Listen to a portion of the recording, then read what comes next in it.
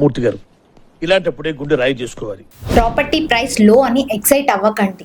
ముందు EC check చేయండి, లేదా మీ మనీ రిస్క్ లో పడుతుంది. ప్రాపర్టీ కొనే ముందు చాలా మంది లొకేషన్, ప్రైస్, రోడ్ వైడ్ మాత్రమే చూస్తారు, కానీ ఇంపార్టెంట్ డాక్యుమెంట్ అయిన ఈసీని ఇగ్నోర్ చేస్తారు. ఈసీ అంటే ఎన్కంబ్రెన్స్ సర్టిఫికేట్. సింపుల్ గా చెప్పాలి అంటే ఆ ప్రాపర్టీ మీద registered transactions, sale history, mortgage, loan type, entry ఉన్నాయా లేదా అని చూపించే డాక్యుమెంట్.